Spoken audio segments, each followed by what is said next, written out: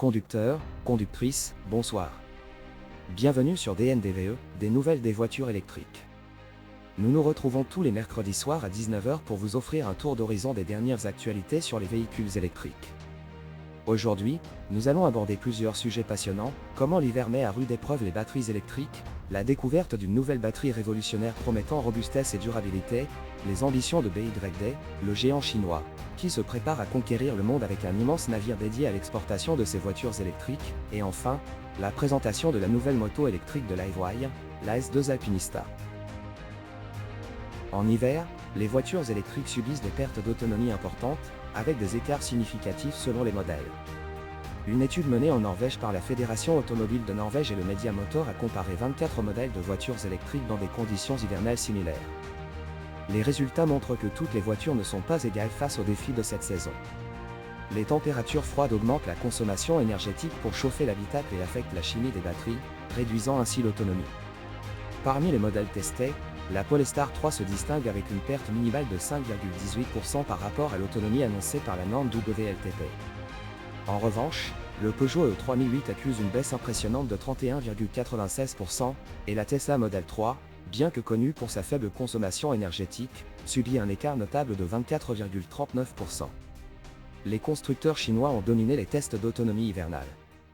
La Polestar 3 et d'autres modèles comme la BYD Tang montrent une gestion optimisée de la consommation énergétique en hiver. Ces résultats confirment que les constructeurs chinois atteignent un niveau technologique rivalisant avec les grandes marques internationales. En revanche, certains modèles européens peinent à maintenir leur autonomie dans des conditions difficiles. L'étude a été réalisée à des températures relativement douces, autour de 5 degrés Celsius, suggérant des pertes d'autonomie encore plus importantes à des températures plus basses. Avec des pertes moyennes de 18% sur l'ensemble des modèles, les performances hivernales représentent un défi majeur pour tous les fabricants. Ces disparités techniques devraient inciter les constructeurs à repenser leurs approches, notamment en améliorant les équipements énergivores comme le chauffage et en optimisant la chimie des batteries pour mieux résister aux variations de température. Des chercheurs du Laboratoire national d'Argonne, affiliés au ministère américain de l'énergie, ont récemment fait une découverte significative dans le domaine des batteries lithium-ion. Leur nouvelle conception de cathode intègre un système à double gradient, promettant d'améliorer la performance des batteries tout en réduisant les coûts. Cette innovation combine des structures différentes pour offrir plusieurs avantages. La surface désordonnée des particules améliore la stabilité et évite les fissures, tandis que le cœur ordonné permet un bon transport des ions lithium, crucial pour une charge et décharge rapide.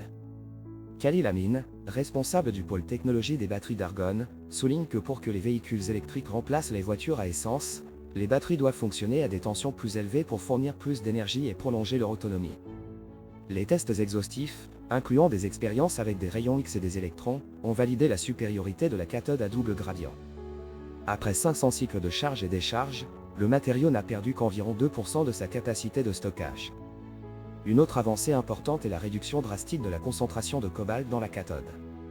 Ce métal, souvent associé à des pratiques minières nocives, est traditionnellement utilisé à des concentrations élevées. La nouvelle conception réduit cette concentration à moins de 2%, contre 10 à 20% précédemment, avec un objectif futur de la diminuer à 1%, rendant les batteries plus écologiques. En outre, cette nouvelle cathode offre une meilleure résistance à la chaleur, essentielle pour la sécurité des opérations à haute tension. Le laboratoire national d'Argonne a breveté ce processus innovant, dont les usages potentiels sont prometteurs pour les secteurs de l'automobile et de l'énergie. Cela sent bon pour les futures batteries du marché. Le constructeur automobile chinois BYD vient de réaliser une nouvelle prouesse en mettant à l'eau un navire gigantesque nommé BYD Shenzhen. Ce transporteur hors norme, capable d'accueillir jusqu'à 9200 véhicules électriques, marque une étape majeure pour l'entreprise dans le domaine du transport maritime. Le navire, long de 219 mètres, large de 37,7 mètres et avec un tirant d'eau de 9 mètres, impressionne par sa taille et sa capacité. Sa vitesse maximale est de 18,5 nœuds, 34 km/h. BYD assure que le BYD Shenzhen est le transporteur automobile le plus respectueux de l'environnement au monde, grâce à une technologie à double carburant, GNL et carburant marin traditionnel. Équipé de dispositifs d'économie d'énergie et de batteries stationnaires, BYD Box, il peut réduire la consommation de carburant lors de l'accostage. Ce navire fait partie de la stratégie de BYD, qui prévoit de construire une flotte de 8 transporteurs d'ici 2026, dont 4 sont déjà en service. Ces géants des mers ont pour mission de faciliter l'exportation massive de véhicules électrifiés à travers le monde. En 2024, BYD a livré 417 204 unités en dehors de la Chine, soit une augmentation de 71,9% par rapport à l'année précédente. Avec une stratégie d'intégration verticale, BYD assure non seulement la fabrication des voitures, mais également celle des équipements nécessaires à leur transport. Et pour finir, le lancement de la S2 Alpinista de LiveWire devait initialement se dérouler simultanément à Paris et à Los Angeles, deux villes emblématiques et hôtes des Jeux Olympiques de 2024 et 2028 respectivement. Cependant, les terribles incendies en Californie ont contraint à reporter l'événement de Los Angeles au 12 février prochain. À Paris, en revanche, la fête s'est déroulée comme prévu. La capitale française est considérée comme un laboratoire à ciel ouvert pour la mobilité urbaine, en raison de sa population nombreuse et variée, ainsi que de sa réglementation stricte et assumée. Dominique Dutronc, directeur général de LiveWire pour la zone EMEA, Europe, Moyen-Orient et Afrique, a justifié ce choix en soulignant que Paris offre un terrain idéal pour tester de nouvelles solutions de mobilité. Arrivé aux commandes de la marque américaine en juin 2024, Dominique Dutronc est un ancien de la marque suédoise de deux roues électriques Cake, qui a cessé ses activités il y a près d'un an. Il a accueilli les invités au sein de la concession Harley-Davidson Paris Rive Gauche, maquillée pour l'occasion en espace d'exposition, mais qui fait office de vrai magasin LiveWire en temps normal. La S2 Alpinista, dévoilée lors de cet événement, est déjà disponible à l'achat pour 18 990 €. Cette moto électrique se distingue par ses jantes de 17 pouces, améliorant ainsi sa maniabilité et son agilité, et répondant à la demande des clients. Contrairement à un obscur concept ou un prototype en argile, cette moto est désormais en vente, avec un stock immédiatement disponible chez les concessionnaires en Amérique du Nord et en Europe. Les rares motards français à s'être offert la S2 Delmar l'an dernier, 32 immatriculations en 2024, 12 pour la Build One, noteront une minime réduction de 300 € concernant le tarif et, surtout, une grosse diminution de 2 pouces de chaque roue. L'Alpinista reçoit des jantes de 17 pouces afin de répondre à la demande de certains clients. Selon Dominique Dutronc, la Delmar aurait beaucoup séduit les bikers américains grâce à son style flat track. Tout comme la deuxième version Cruiser lancée l'an dernier aux États-Unis et baptisée Mulholland, mais qui débarquera un peu plus tard sur le vieux continent, moins adepte de fourches rallongées et guidons rehaussés. Pour capter l'attention et l'argent des motards européens, il était préférable d'adopter de plus petites roues dans le but d'améliorer grandement le maniement et l'agilité de la machine, dont le poids passe de 198 à 197 kg. L'un des points forts de ce nouveau modèle est sa paire de roues de 17 pouces, qui améliore les capacités de conduite tout en réduisant la hauteur de celle de 28 mm par rapport à la S2 Delmar. La S2 Alpinista bénéficiera également d'un choix pléthorique en termes de pneumatiques.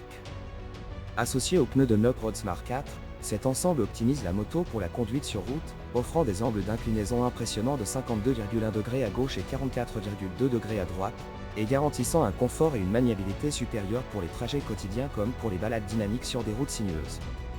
La campagne de promotion Via Ferrata met en avant le caractère joueur de la moto dans les virages, et le plaisir que peut procurer cette monture silencieuse et dépourvue d'embrayage dans de magnifiques paysages montagneux. Avec une autonomie maximale estimée à 144 km en usage mixte et 194 km en ville, il faudra tout de même prévoir une rallonge pour parcourir la route Napoléon ou des pauses préalablement et soigneusement anticipées afin de remplir les batteries, 78 minutes pour passer de 20 à 80% de charge sur une prise de niveau 2, mais près de 6 heures sur le secteur. Les autres données techniques sont plus réjouissantes, puisque l'Alpinista est capable de passer de 0 à 96 km/h en 3,0 secondes, avec une puissance de 84 chevaux et un couple de 263 Nm à la disposition du pilote.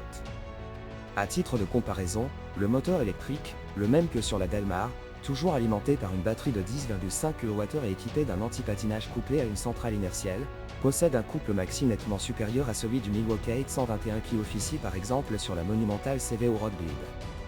Le V-twin de 1977 cm3 développe 183 Nm qui ne sont pas de trop pour catapulter l'engin de 393 kg tous plein fait. Autre bon point de la motorisation électrique, les 84% dont bénéficie l'Alpinista en pic sont officiellement réduits à 40 chevaux en puissance continue, rendant donc cette S2 et ses deux sœurs jumelles accessibles aux détenteurs du permis A2. Les motards débutants, mais très aisés, sont donc les bienvenus. Les Américains travaillent-ils sur une S1 pour les permis A1 et les nombreux permis B? Nous étudions toutes les opportunités, se contente de répondre le DG européen. Nous avons surtout un marché à créer et pour cela, il faut enrichir l'offre, multiplier les produits et attirer des compétiteurs, avoue-t-il en regrettant la faillite d'Energica, mais saluant la persévérance de Zero Motorcycle et se réjouissant du retour de Can-Am. En France, les ventes de vraies motos électriques sont à la masse, mais la marque est confiante. Avec l'essor de la voiture électrique, les mœurs des automobilistes et des motards ont évolué, et les infrastructures sont bien plus solides qu'il y a 10 ans, au démarrage du projet Livewire. Voilà pour cette semaine. Merci d'avoir suivi DNDVE, des nouvelles des voitures électriques. Abonnez-vous, partagez cette vidéo, et activez la cloche pour ne rien manquer. On se retrouve mercredi prochain à 19 h pour un nouvel épisode. À très bientôt.